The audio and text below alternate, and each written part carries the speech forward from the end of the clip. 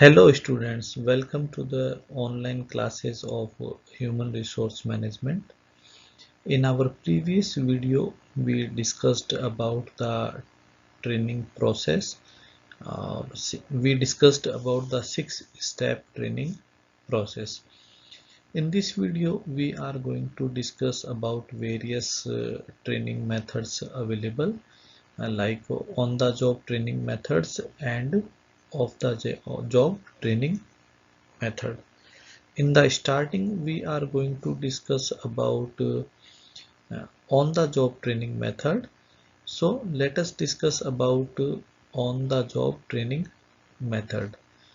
This is Dr. Vineet Mathur, Associate Professor, Institute of Management Studies, SBJS Rampuria, Jain College, Bikaner. Let us discuss about various training methods.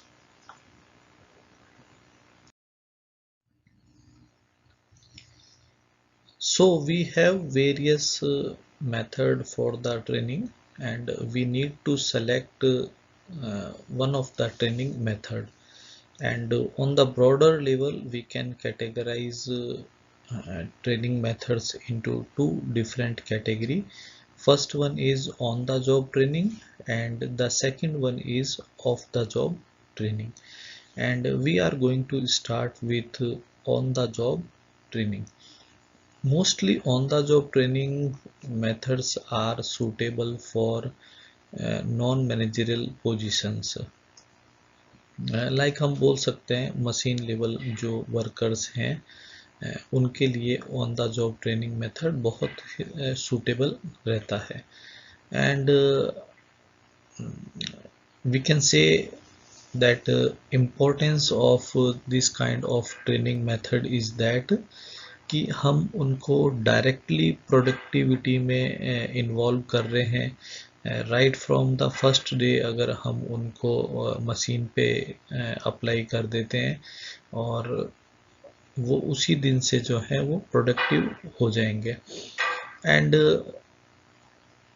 एक और important बात ये है कि वो ये सारा काम जो है वो एक्चुअल जो वर्क मशीन्स हैं, जिन मशीन्स पे उनको फ्यूचर में काम करना है, वो डायरेक्टली उन मशीन्स पे उस काम को सीख सकते हैं. So that means they are experiencing the actual machines or normal working conditions where they have to work in near future also. And while they are directly into production unit right from the first day, so they directly have a chance to interact with their colleagues and the supervisors. So उनको relationship buildup करने के लिए भी एक अच्छा chance मिलता है. So these are few advantages of on the job training, that right from the first day they are working on the actual machines, and they can build up very good relationship with the staff members and the supervisors, and they face the actual working environment. And for company's perspective, the new appointee is immediately productive worker. And mostly on the job training methods are suitable for non-managerial, and the various available options are job rotation, coaching, internship, and apprenticeship, and committee assignment, and job instruction. Let us discuss them one by one. The first method is job rotation. It involves the movement of a trainee from one job to another. As we also know, this is also one of the method of job designing, and job rotation technique is very useful in case recruitments also. So in case of job rotation, एक employ को जो new appoint हुआ है, हम अलग अलग positions पे उसको पोस्ट करते हैं, भेजते हैं, प्लेस करते हैं, और वो वहाँ पे जो भी उनके सुपरवाइज़र होते हैं और जो उनके कलीग्स होते हैं और जो उनके सीनियर मेंबर्स होते हैं, उनसे वो काम करना सीखना स्टार्ट कर देते हैं। And the benefit of this kind of training is that कि वो right from the first day productive है, सेकेंडली वो एक्चुअल एनवायरनमेंट में काम कर रहे हैं, एंड वो अपने सुपरवाइज़र और जो सीनियर पर्सन उनको काम सिखा रहे हैं, उनसे उनका एक हेल्दी रिलेशनशिप बन जाता है, एंड वो उनको रेस्पेक्ट करना और वो सब चीज़ें भी जो है वो सीख जाते हैं। So this is job rotation.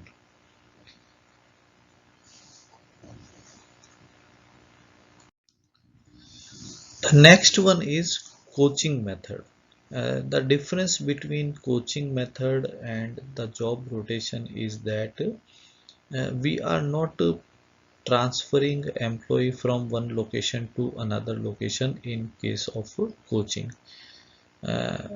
Like job rotation में तो क्या होता है कि एम्प्लॉय को अलग अलग पोजीशंस पे ट्रांसफ़र करते हैं, या हम बोल सकते हैं कि उसको प्लेस करते हैं। But in case of coaching, employ को एक ही जगह पे एक पर्टिकुलर सुपरवाइज़र असाइन हो जाता है, और अब वो सुपरवाइज़र की रेस्पॉन्सिबिलिटी है कि वो अपने ट्रेनिंग को सारी जो है वो जॉब रिलेटेड नॉलेज और वर्क रिलेटेड नॉलेज दे।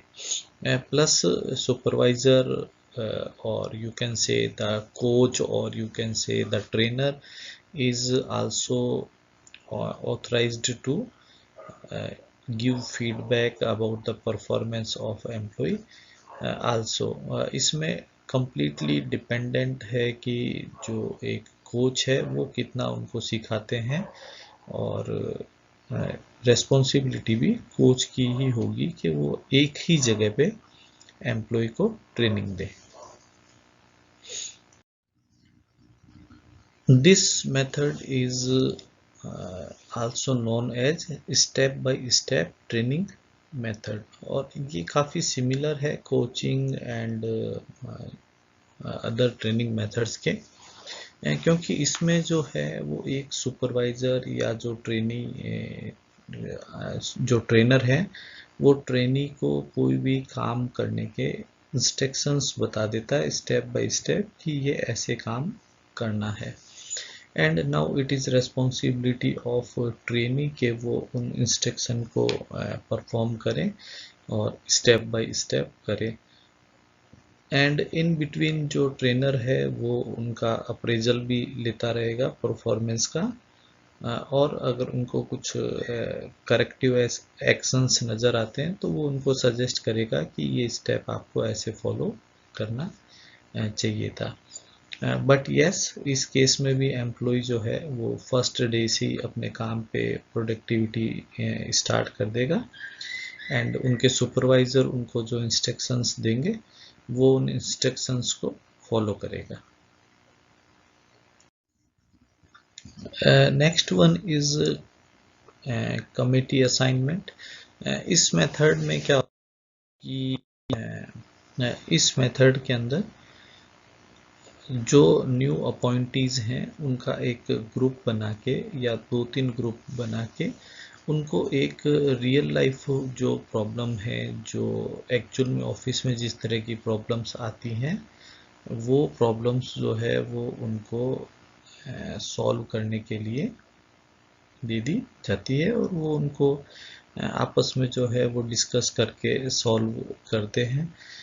तो इससे एक तो आप ये बोल सकते हैं कि डिसीजन मेकिंग और प्रॉब्लम सॉल्विंग में उनका पार्टिसिपेशन हो गया, एंड प्लस उनका आपस में जो है वो टीम बिल्डअप हो जाता है, that is committee assignment. The next one is apprenticeship, and in case of apprenticeship, It is example of on the job training and off the job training both. And I am giving you one example, उसी से हम apprenticeship को समझने की कोशिश करेंगे। For example, जो post graduation करते हैं डॉक्टर्स, जिनको अपन रेजिडेंट डॉक्टर बोलते हैं या जिनको पीजी स्टूडेंट बोलते हैं, वहाँ पे क्या होता है कि उन टीचर्स, उन डॉक्टर्स की मेडिकल कॉलेज के अंदर या फिर उनका जो वार्ड होता है उसके साइड में एक रूम के अंदर सीनियर टीचर्स कभी कभी क्लास भी लेते हैं, प्लस फिर वो पूरे दिन, ऑलमोस्ट आप मान लीजिए कि मेडिकल सर्विस है तो 24/7 वो जो रेजिडेंट डॉक्टर्स होते हैं वो वहाँ पे वार्ड में एंड इमरजेंसी ड्यूटीज़ में रहते हैं और कंटिन्यूसली उनका ऑन द जॉब ट्रेनिंग चलता रहता है। यस, मैंने जैसा बोला कि ऑफ द जॉब और ऑन द जॉब दोनों का एग्जाम्पल है, क्योंकि उनकी कुछ क्लासेस जो हैं वो मेडिकल कॉलेज में या फिर हॉस्पिटल के ही साइड में, जो वार्ड के साइड में रूम्स बने हुए होते हैं सीनियर डॉक्टर्स के, उनमें उनकी कभी कभी जो है वो थ्योरी क्लास भी लगती है।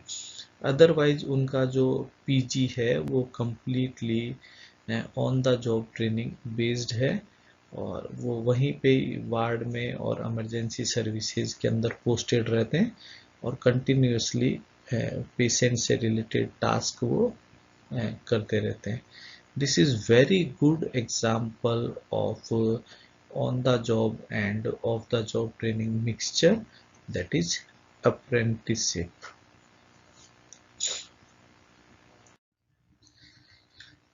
Next on the job training method is internship, and internship is very popularly known among the students, जिसमें अपने कॉलेज लाइफ के ड्यूरेशन में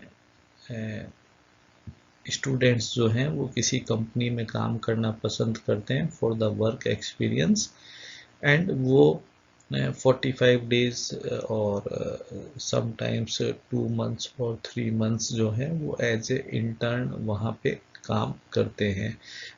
और समटाइम्स ये सिलेबस का पार्ट भी होता है और कभी कभी आप बोल सकते हैं कि स्टूडेंट अपनी इच्छा से वर्क एक्सपीरियंस लेने के लिए भी इंटर्नशिप ज्वाइन करते हैं।